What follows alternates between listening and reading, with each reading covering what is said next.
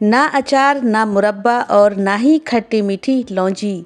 आज मैं आपके लिए एक ऐसी सीक्रेट रेसिपी लेकर आई हूँ जिसे आप एक बार बनाएंगे और पूरे हफ्ते या फिर कई हफ्तों के लिए इसे स्टोर भी कर सकते हो।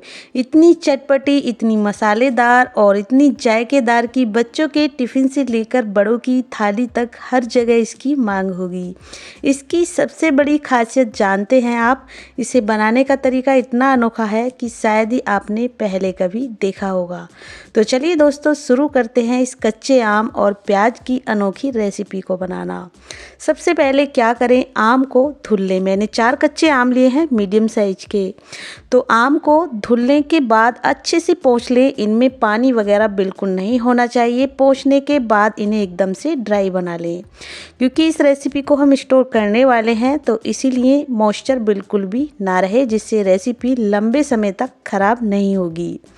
तो इसके लिए आम को ऊपर से पतला पतला छीलकर रेडी कर लें।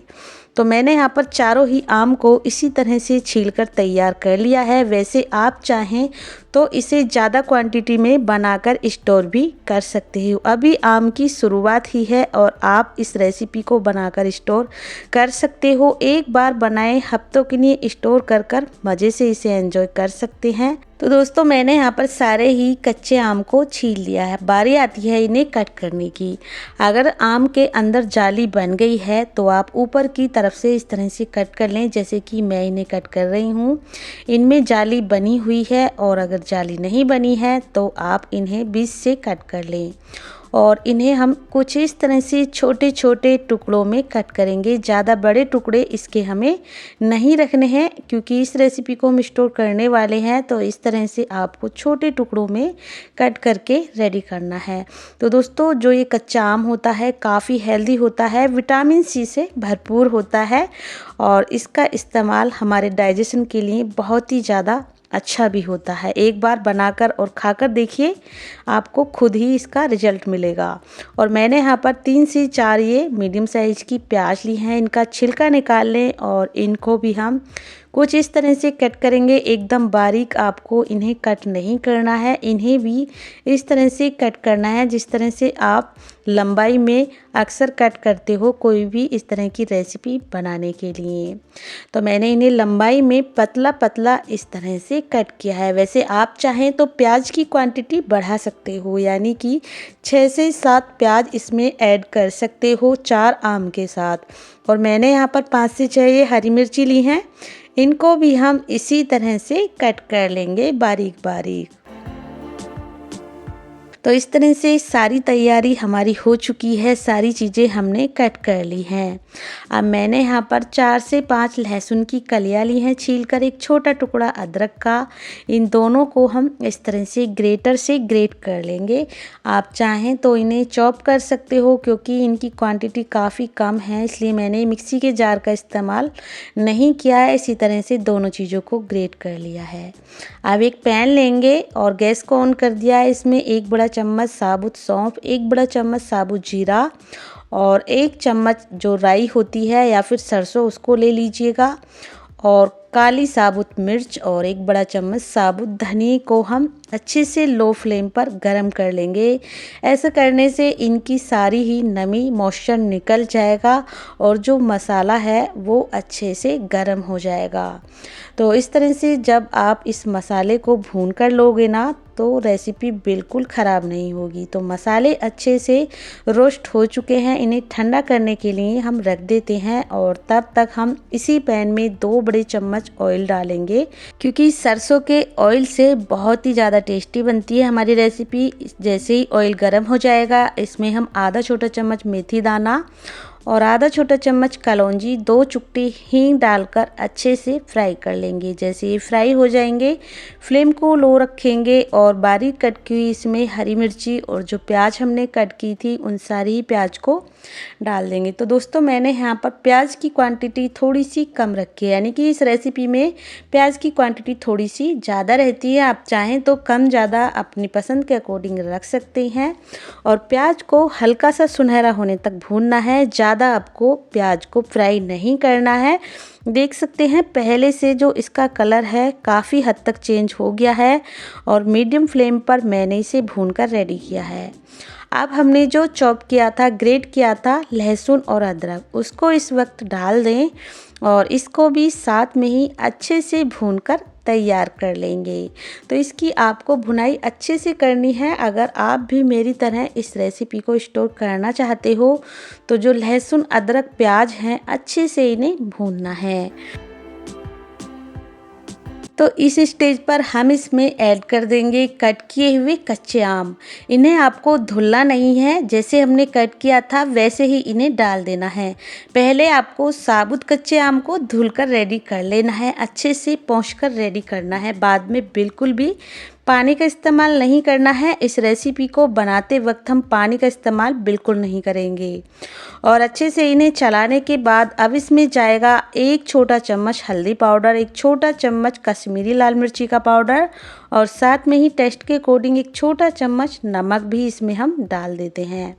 और अच्छे से चलाते हुए मसालों के साथ इन्हें हम भूनेंगे। फ्लेम को मीडियम रखें जिससे कि सारी चीज़ें जले ना, क्योंकि हम पानी का इस्तेमाल इसमें नहीं करेंगे बिल्कुल भी, जिससे कि हमारी रेसिपी लंबे समय तक बिल्कुल ख़राब नहीं होगी। और टेस्टी तो ये बहुत ज़्यादा लगने वाली है, इस बात की मेरी गारंटी है। दोस्तों आपके यहाँ इस रेसिपी को किस तरह से बनाया जाता है मुझे कमेंट करके ज़रूर बताइएगा। अक्सर हमारे यहाँ पर ये रेसिपी बनाई जाती है।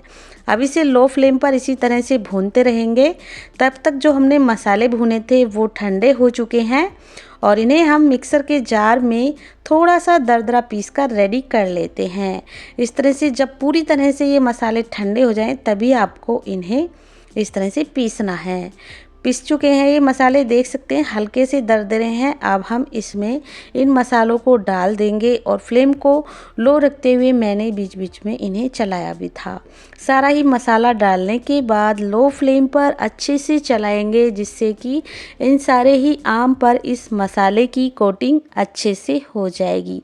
तो दोस्तों अक्सर आप कच्चे आम से मुरब्बा बनाते होंगे या फिर कच्चे आम का अचार बनाते होंगे। आज जो मैं ये रेसिपी बना रही हूँ ना ही मुरब्बा है ना ही अचार, बिल्कुल नई रेसिपी है जो मेरे यहाँ पर अक्सर बनाई जाती है।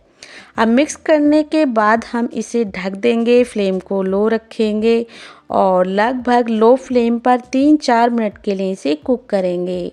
और 3-4 मिनट के बाद देखिए इसका टेक्सचर एकदम से जो आम है पहले से काफ़ी हद तक ये सॉफ्ट हो चुके हैं। इन्हें इस तरह से चलाकर देखिए ऑयल इनमें से रिलीज हो रहा है, इसका मतलब बहुत अच्छे से पक रहे हैं। तो एक बार हम इसे अच्छे से चला देंगे और इसमें डालेंगे 1 छोटा चम्मच गरम मसाला पाउडर अगर आप पसंद करते हैं, नहीं तो आप इसमें कोई भी मसाला डाल सकते हैं जैसे कि सब्जी मसाला, गरम मसाला या फिर किचन किंग मसाला, जो भी मसाला आप इसमें पसंद करें। और डालने के बाद चलाते हुए अच्छे से मिक्स करेंगे। फ्लेम को मैंने लो रखा है। हम इसमें धनिया पत्ता ऐड नहीं करेंगे क्योंकि हम इसे स्टोर करने वाले हैं और वैसे आप 1-2 दिन के लिए अगर इसे बना रहे हो तो धनिया पत्ता डाल सकते हो। देख सकते हैं चेक करके काफ़ी अच्छे से सॉफ्ट हो चुके हैं। तो इस स्टेज पर आपको गैस को ऑफ कर देना है। ये रेसिपी हमारी पूरी तरह से कुक हो चुकी है, दिखने में बेहद खूबसूरत लग रही है। और दोस्तों जिस तरीके से मैंने बनाया है ना, ये बिल्कुल भी खट्टी नहीं लगेगी। आप एक बार मेरे तरीके से बनाकर देखिए। विटामिन सी से भरपूर ये रेसिपी आप एक बार बनाकर हफ्तों के लिए स्टोर कर सकते हो। इस तरह से एक प्लेट में निकाल लें और पूरी तरह से इसे ठंडा होने दें। तो दोस्तों वैसे तो आप इसे सर्व कर सकते हो पूड़ी, पराठा, नान या फिर चावल के साथ, लेकिन इसे आप रोटी के साथ इस तरह से अगर सर्व करोगे तो सभी को बेहद ये टेस्टी लगेगी, पसंद आएगी, क्योंकि बहुत ही हेल्दी रेसिपी है ये।